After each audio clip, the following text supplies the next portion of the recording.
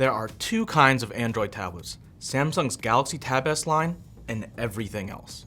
That's because while most Android slates are content to be media browsing and casual gaming machines, Samsung is trying to do more than any other company to transform Android into a true multitasking platform.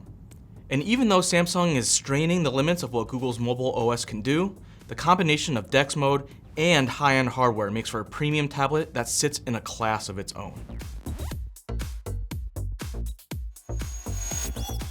So today, we're looking at the Galaxy Tab S8 Plus, which is the middle child of Samsung's new tablet lineup for 2022. Starting at $900, it's got pretty much everything you could want in a high-end Android slate, unless of course you want an even bigger screen, and for that, there's the massive 14.6-inch Tab S8 Ultra. But I digress. We're talking a Qualcomm Snapdragon 8 Gen 1 chip, just like you get in the new S22s, 8 gigs of RAM, 128 gigs or 256 gigs of storage, and even a micro SD card slot. Fancy that. Unfortunately, you don't get a headphone jack, which I know are pretty much extinct on phones nowadays. But come on, Samsung. You're telling me there's no room for a 3.5mm jack on a tablet this big? Elsewhere, it's got quad speakers with Dolby Atmos that puts out a rich wall of sound. And because there's a speaker in each corner of the tablet, music and movies sound good no matter how you hold it. Samsung even claims the Tab S8's armor aluminum frame is 33% harder when compared to the Tab S7's chassis.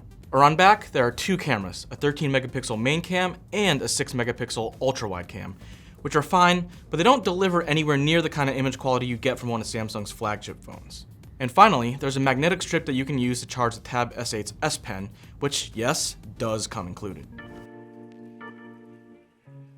But the star of the entire device is this screen. It's a 12.4-inch OLED panel, so you get all the bright, vivid colors you've come to expect from a Samsung display, while its 120Hz refresh rate makes everything you do look downright silky. It's also got a 16:10 aspect ratio, which is perfect for movies and games, but it's not exactly ideal for productivity. We'll come back to this later.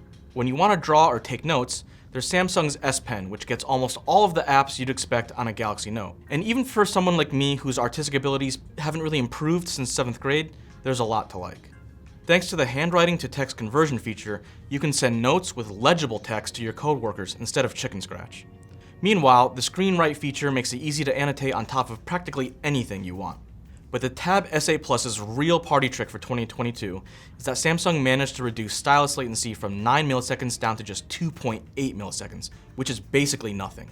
Now, writing and drawing feels instant, and it's fantastic.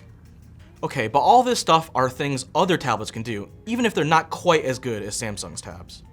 So what really separates the Tab S8 Plus from other Android devices is Samsung's DeX, which allows you to launch into a dedicated work mode, complete with a desktop-like UI. You get a taskbar down below, a system tray for toggling stuff like Bluetooth and Wi-Fi, and most importantly, support for multiple windows. You can even snap windows and use a lot of the keyboard shortcuts you know and love. So while most Android devices struggle to do two things at once, DeX mode makes it easy to convert your tablet into a two-in-one productivity machine. Now don't get me wrong, there are still a number of limitations, like a lot of games not being able to run in the background. There's also a number of mobile apps that simply aren't optimized for a screen this big. But compared to competing devices like Lenovo's P12 Pro, which is still running Android 11 by the way, the Tab S8 is miles ahead. Also, remember that 16:10 aspect ratio? Well, if you're watching movies or playing games, you're good. But when you're looking at two windows side by side, I can't help but feel like a taller 4:3 or 3:2 aspect ratio makes a lot more sense. This is something Apple, Microsoft, and others figured out years ago, and it's kind of mind-boggling why Samsung hasn't followed suit. It's not a huge deal, but more vertical screen space would be really nice. Also, just check out this thing in portrait mode. Do you really need a tablet display this tall and skinny? I don't think so. That said, perhaps my biggest gripe when using this thing as a productivity device is Samsung's $160 keyboard book cover, which doesn't even come with a built-in touchpad. When I'm working, using the touchscreen as a pointer is fine in a pinch, but I use this thing to write large portions of this review, and not having a mouse or cursor is a real hassle.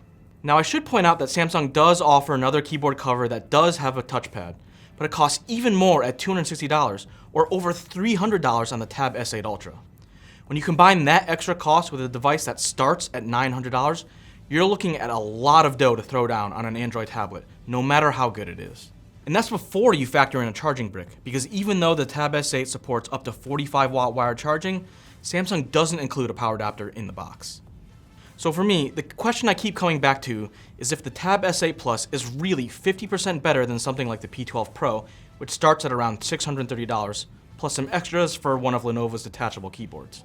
Actually, yeah. That's because even though they're the same size, the Tab S8 Plus's screen is brighter and more colorful. It has 2 rear cams instead of 1, and its default stylus apps are better than anything you'll get from Lenovo or any other Android tablet maker. The in-screen fingerprint reader is way more convenient too. And when it comes to multitasking or trying to get work done, DeX supercharges productivity in a way that other Android slates just really can't match, even with Android 12 out due out soon. Now don't get it twisted. If you're looking for a new convertible machine for serious work, something like an iPad Pro or a Surface Pro are still better choices.